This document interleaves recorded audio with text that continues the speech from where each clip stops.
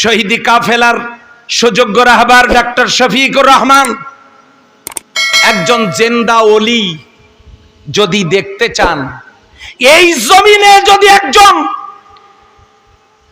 ওলি আল্লাহ দেখতে চান, তাহলে ডাক্তার শফিকুর রহমান সাহেবের দিকে তাকানোর জন্য অনুরোধ করছি। যার পা থেকে মাথা পর্যন্ত গোটাটা বডি সুন্নতের মুজাসসাম নমুনা, যার কথা, যার আমল, যার কাজ, যার খুলুসিয়াত ইতিমধ্যে গোটা বিশ্ব বিবেককে নাড়া দিয়েছে। কথা বলেন ঠিক কিনা? সেই রকম মানুষটি পড়াশোনা কোথায়? তিনি মেডিকেল কলেজ থেকে এমবিবিএস ডাক্তার, বিসিএস ক্যাডার। অথচ এমন একজন মানুষ বিশ্ব ইসলামী আন্দোলনের সিপাহ সালার।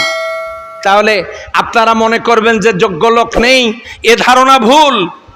অফিসে, আদালতে, ব্যবসায়, শিল্প, কলকারখানায়, রাজনীতিতে, পার্লামেন্টে, সচিবালয়ে, সব জায়গায় দায়িত্ব পালন করার মতো যোগ্য লোক আলহামদুলিল্লাহ ইতিমধ্যেই তৈরি হয়েছে। সুবহানাল্লাহ বলবেন না?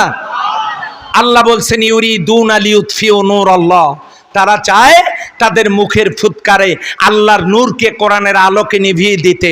আল্লাহু মুতিম্মু নূরি, আল্লাহ চান তাদের নূরকে প্রজ্বলিত করতে।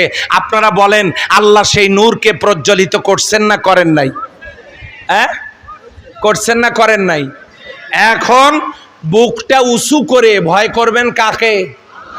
আল্লাহ ছাড়া কোনো মানুষকে ভয় করা জায়েজ নাই, কোনো মানুষকে ভয় করা জায়েজ নাই। আল্লাহকে ভয় করে বুকটা উঁচু করে আপনি আল্লাহর কথা বলে যাবেন, কোরআনের সমাজ কায়েমের কথা বলে যাবেন, যে কথাগুলো 15 বছর আমাদেরকে বলতে দেওয়া হয় নাই। এ জাতি জানে না কোরআনের সমাজ কি, এ জাতি জানে না পার্লামেন্টে কি আইন পাস হবে, এ জাতি জানে না ইসলামের রাজনীতি কি, কেমনে করতে হয়, কিভাবে আসবে, এগুলো বলতে দেওয়া হয় নাই।